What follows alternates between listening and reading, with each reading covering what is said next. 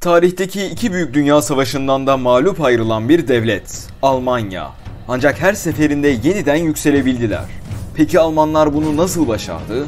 Savaş enkazının içinden çıkıp yeniden dünyanın en güçlü devletlerinden biri olmayı ve hatta en büyük dördüncü ekonomi olabilmeyi nasıl başardılar?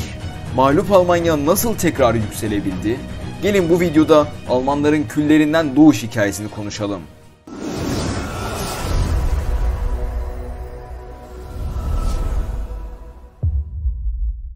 Alman İmparatorluğu Versay Anlaşması'nı imzalayarak pek çok toprak kaybetti.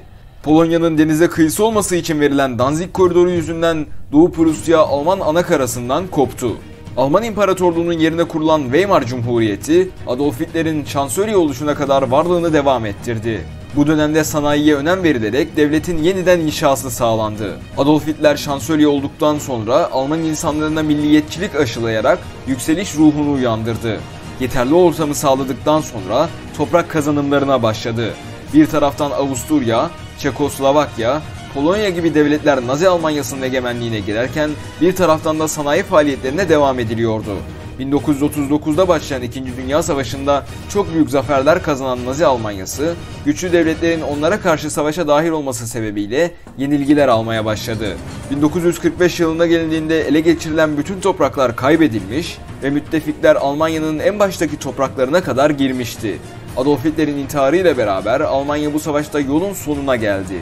Pek çok Alman şehri bombalanmış, yerle bir edilmişti. 7 Mayıs 1945'te Almanya teslimiyet belgesini imzaladı. Bugünkü Almanya toprakları 4 müttefik devleti arasında 4'e bölündü. 1949 yılında Fransa, ABD ve Birleşik Krallık kendi paylarına düşen toprakları birleştirerek Batı Almanya'yı kurdu ve askeri olarak bölgeden çekildi.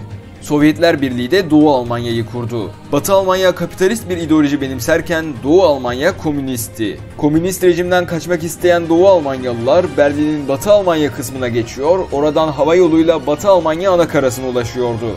Bunun üzerine kaçışları engelleyebilmek için 1961'de Berlin Duvarı inşa edildi. Bu sırada kapitalist bir ideoloji izleyen Batı Almanya ekonomisini düzeltmek için çok uğraştı ve ağır sanayi tesisleri kurdu. Sanayiyi kurdular kurmasına da çalışabileceklerinden çok fazla sayıda sanayi tesisleri vardı. Bunun üzerine Batı Almanya, Türk hükümetiyle anlaşarak işçi çalıştırmak üzere Türk vatandaşlarını ülkeye kabul etti. Böylece hem Almanya gereken iş gücünü sağlamış hem de Türkiye büyük işsizlik yükünden kurtulmuştu. Yoğun sanayi gücüyle beraber Batı Almanya ekonomisini yükseltmeye başladı. 1991 yılında zayıflayan komünist rejimle beraber Doğu Almanyalılar Berlin Duvarı'nı yıktı. Böylece Doğu ve Batı Almanya birleşerek bugünkü Almanya Federal Cumhuriyeti kurulmuş oldu. Peki Batı Almanyalılar nasıl sanayiyi bu kadar geliştirebilmişlerdi?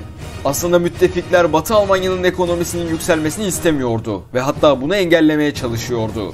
Morgenthau Planı adı altında Alman ekonomisini salt tarıma yönlendirmek istiyorlardı. Aslında müttefikler korkuyordu ama bu korkunun salt ekonomi ile alakası yoktu. Tarihte Almanlar ne zaman büyük bir ekonomi inşa etseler yeni bir dünya savaşı çıkarıyorlardı. Korkuları 3. bir dünya savaşı çıkmasıydı. Ancak daha sonra Soğuk Savaş'ın başlamasıyla beraber tehlikenin Almanlar değil Sovyetler olduğunu anladılar. Bu yüzden Sovyet etki alanındaki Doğu Almanya'ya gözdağı vermek ve Batı blokunun sanayi gücünü arttırabilmek için müttefikler Batı Almanya'da sanayi kurulmasına izin verdi.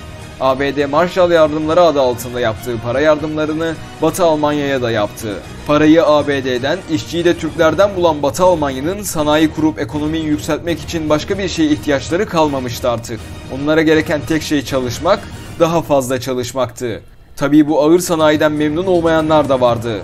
Hippiler gibi oluşumlar çıktı bu dönemlerde. Kapitalizmi eleştiren, ağır sanayinin doğaya zarar verdiğini söyleyen bu gruplar protestolar düzenliyordu. Karşıt görüşlü Batı Almanyalılar da beğenmiyorsanız Doğu Almanya'ya gidin diyordu. Öğrencilerin 1968 yılında düzenledikleri protestolar Doğu Almanya halkı ile Batı Almanya halkı arasında barışçıl temaslar oluşturmaya başladı. Böylece iki Alman devleti 1991'e kadar savaş kızgınlığıyla değil barışla yaşadılar. Bu barış ortamı 1991'de Berlin Duvarı'nın yıkılmasında hiç şüphesiz etkili oldu. Bu barış ortamı sağlanmasa Almanya için çok değişik bir senaryo yazılabilirdi. Velhasılı kelam 1991'de Almanya'nın birleşmesiyle Alman ekonomisi daha da yükselmeye başladı. Hem sanayi kuracak yeni alanlar hem de daha fazla iş gücü ortaya çıktı. Hem de zamanında gelen Türklerin çocukları da burada kalarak iş gücünü devam ettirdi. Almanya dünyadaki tüm ham maddenin toplanıp katma değer kazanarak yeniden dünyaya yayıldığı bir sanayi devletine dönüştü. İşte mağlup Almanya her seferinde böyle yeniden yükselmeyi başardı. Böylece bir videomuzun daha sonuna geldik. Videolarımızdan haberdar olmak için abone olmayı ve bizlere destek olmak için videoyu beğenmeyi unutmayın.